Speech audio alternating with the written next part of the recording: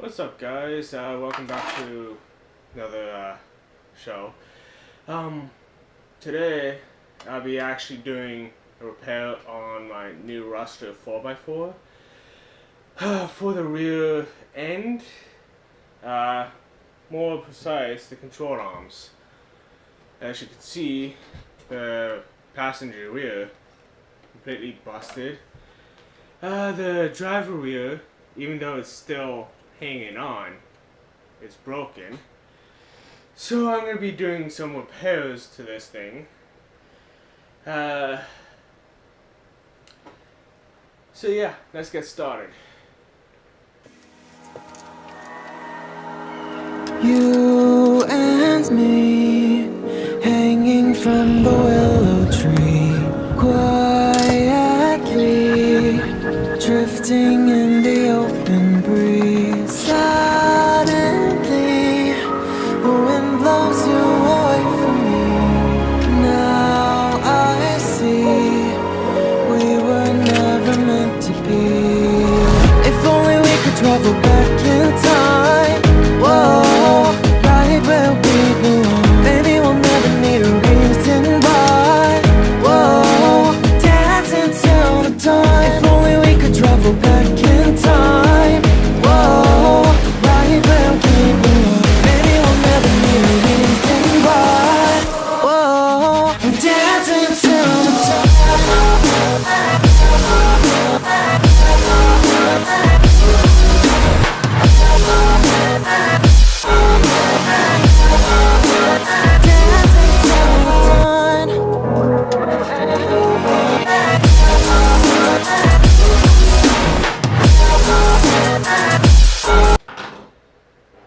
Welcome back.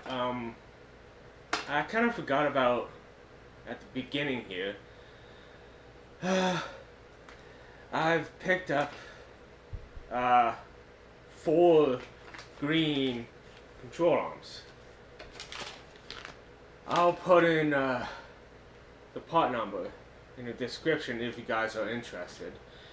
But I also picked up shock protectors here by RPM, shock shaft guards by RPM. If I could find the part number on this for the RPM shock guards, I'll put this also in the description too. But looks like there isn't. But anyways, 18 bucks a piece. Of course, it's going to be expensive. So 2 of the 3 parts is by Traxxas, and the other's RPM. So I just thought I'll throw that in since I forgot to mention it at the beginning of the video. So let's get started.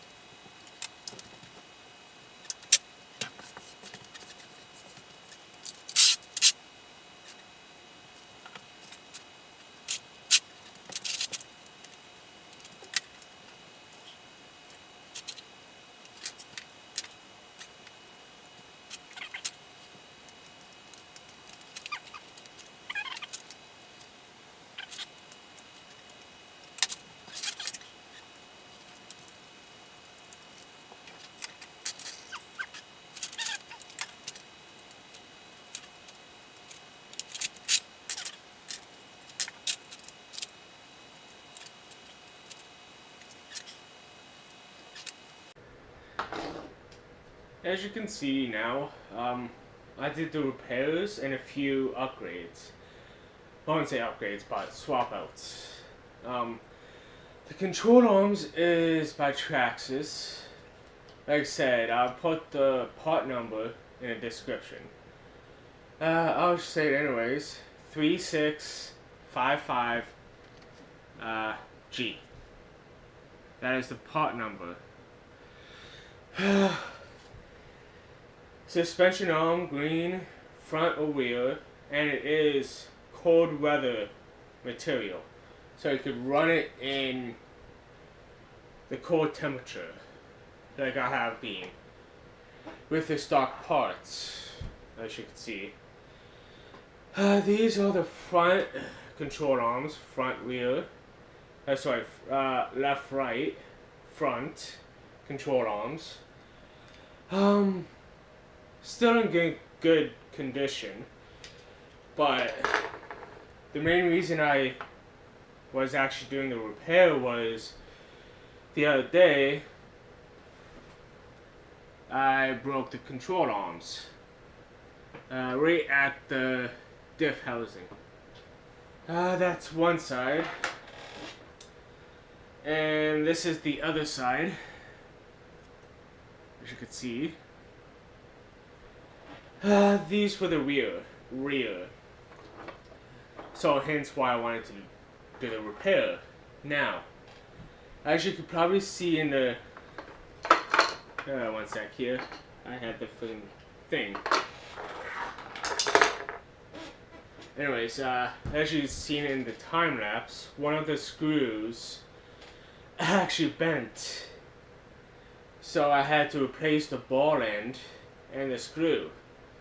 But the main cup that screws onto the shaft, shock shaft, was actually still good, so I kept that.